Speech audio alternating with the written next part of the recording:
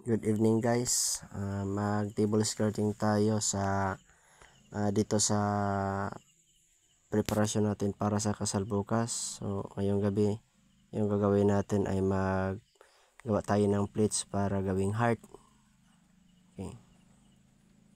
Tingnan nyo. Ito yung mga nauna natin na ginawa kasi nahuli yung video. Pasensya na guys. Yan po.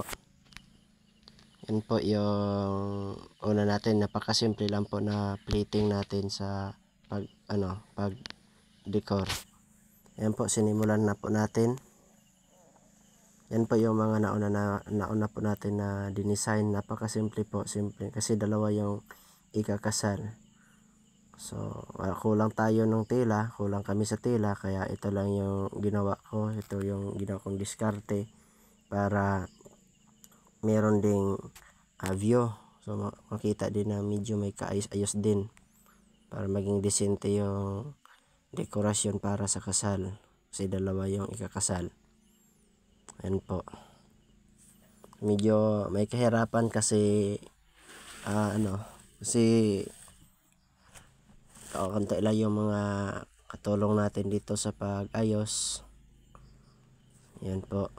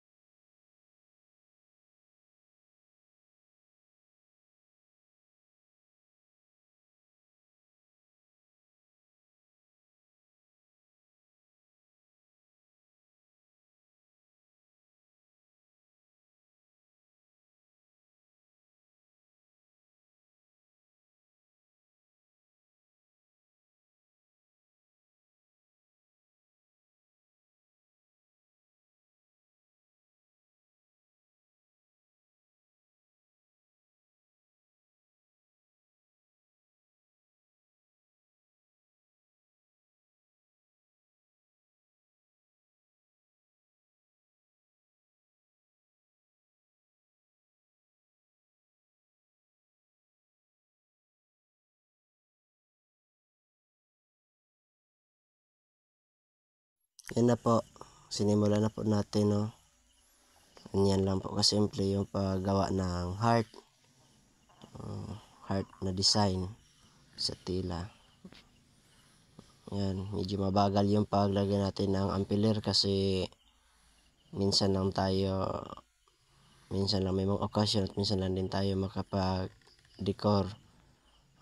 Kaya dandahan lang, bigla. So huwag niyong kalimutan mag-subscribe sa channel ko guys, at mag-like, pwede din kayo mag-comment. Yan po. Ayan, tingnan nyo po, napakasimple lang po. Ayan, dinugtong-dugtong na po natin yan. Yung taga video ko po yung mahal ko sa buhay, yung asawa ko, si Abigail Pagara po. Ayan, medyo ang hirap talaga kasi hindi na tayo sanay dahil paminsan-minsan lang tayo makapag-decor. Yan po. Okay, umupo na tayo kasi pagod na. Ayan. Ayan po.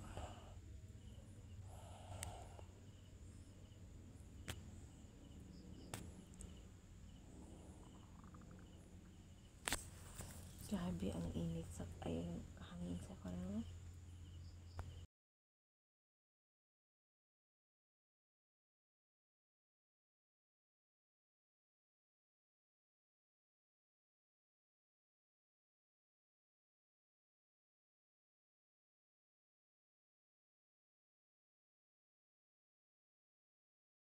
Yan po, okay. Ano na po, nakaporma na sa heart. So, maliit na heart lang po yun kasi yung table natin na iniskirtan ay ano lang, maliit lang. So, kapag hatake na yan pataas, mukha na talagang heart, mga kaibigan. Ganyan lang po kasimple yung pag table skirting. So, hindi lang po yan yung mga idea, mga simple po, mga paggawa. Kahit hindi na tayo magbayad sa hindi na tayo makukuha ng mga tagapag-decor, kahit tayo na lang kasi medyo lang yung natin budget. Tamtama lang po yan po. Yan. So, heart na po yan mga kaibigan. Okay? So, sabi nga nila, pwede na daw maging bakla. Bakit yung tagapag-decor, bakla lang? May babae, may lalaki. Depende yan sa talent natin, sa kayong skill po natin mga kaibigan. So, kung ano po yung mga talent natin, gamitin natin, lalo na kung meron tayong mga kasamahan natin na wala talagang budget. So, kung marunong naman lang tayo mag-decor, tulungan natin sila. Ganyan lang po. So, yung ikakasal po, yung Kuyoka family at saka Malinaw family po. Yan. Kahit merong bagyo na paparating, hindi maging hadlang yung pagmamahala ng isa't isa at yung kasal ay talagang matutuloy. Yan. Ganyan lang po mga kaibigan.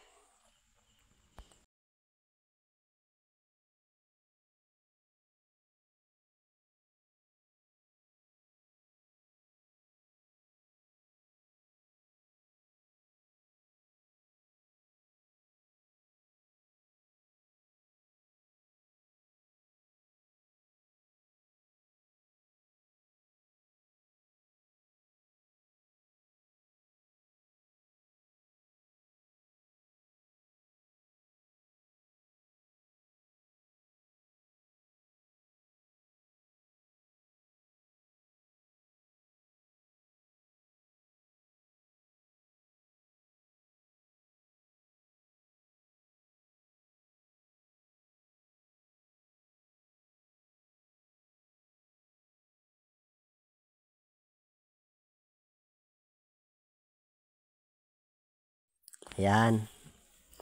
Tingnan nyo, heart na yan mga kaibigan. Yun. Mukhang maganda na, tingnan. Sabi natin mukhang maganda kasi mahiya naman tayo. Kaya naman dyan sa mga talagang magagaling. Ayun. Ganyan lang din po gagawin natin sa ceiling. Kasi ang tila ay kulang. So, meron kaming dalang tila na dalawang tila lang na puti. So, yan lang po ang ipagkasya namin dyan sa ceiling. Ganyan lang po yung idea ko, diskarte ko na gagawin para lang po maging maganda tingnan yung pagka design sa kasal nila kasi nakakaano naman talaga kung hindi natin gawa ng paraan na maging decente tingnan. Ayan po. So, ganyan lang po yun kasi pagdudugtong-dugtongin pa po natin yan. So, ganyan lang po muna. Yan yung meron akong mga kasama kasi mahirap na mag-isa. Yan.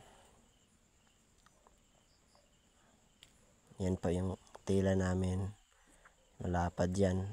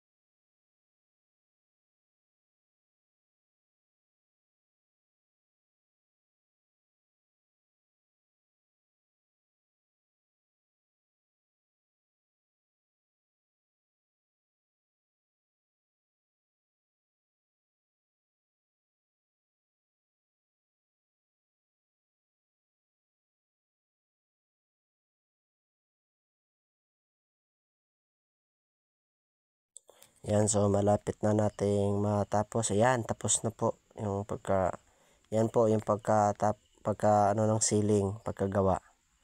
Yan, medyo may kagandahan na po mga kaibigan. Napakasimple lang po ng pagkagawa ko. Ganyan lang po yung idea at saka yung diskarte ko. Napakasimple lang po. Sana po magustuhan nyo guys, mga kaibigan, ang video ito. Inihiling ko po sa inyo, huwag nyo pong kalimutan mag-like, mag-comment at mag-subscribe sa channel. Pwede nyo po i-share kung magustuhan nyo po, at pwede nyo po kayong